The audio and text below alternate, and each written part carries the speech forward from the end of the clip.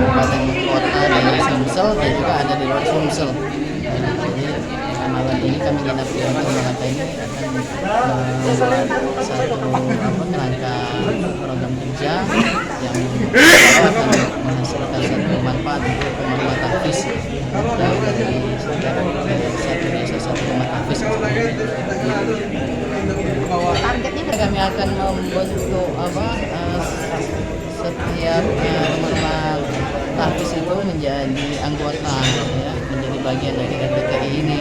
Nah, sebetulnya rumah tahfiz itu sudah ada di tiap, ada yang berbasis masjid, berbasis sekolah, berbasis rumah, ada yang ruko, ada yang perusahaan, dan macam-macam. Nah, itu kan kami jadikan anggota komisariat, ya. Struktur paling bawah itu komisariat. Nah, ini akan kemudian itu kita targetnya 1.000 komisariat, ya, dalam satu periode ini. Kemudian nanti akan bukan hanya di Sumsel tapi juga di luar Sumsel.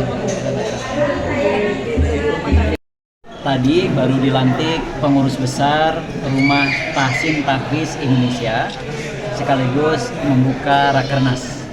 Jadi kami dari pemerintah provinsi menyambut baik dan memberikan apresiasi atas acara ini. Sudah terbentuk organisasi Rumah Tahsin Tahfiz Indonesia dan mudah-mudahan ini segera terbentuk di seluruh Indonesia.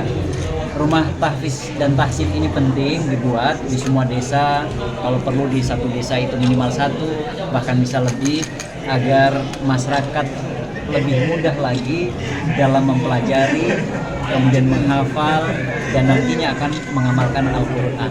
Sudah berapa desa, Pak?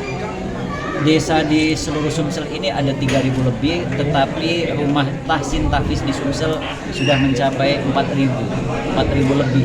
Jadi ini sudah melampaui, bahkan data tadi yang sudah didapat lebih dari 5.000. Ini mudah-mudahan menjadi motivasi bagi daerah lain untuk juga segera membentuk rumah tahsin tahfiz di seluruh Indonesia. Oke.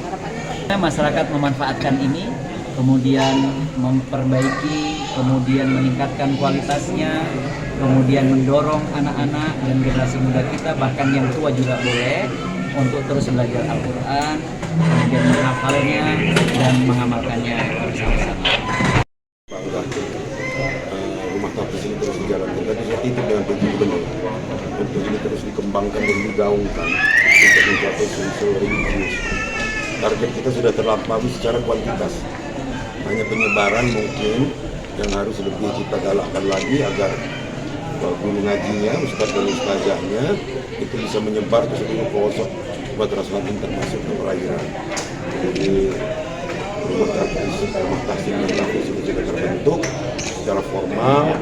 Itu saya ucapkan selamat dan mudah-mudahan ini menjadi amal ibadah bagi setiap pengurus.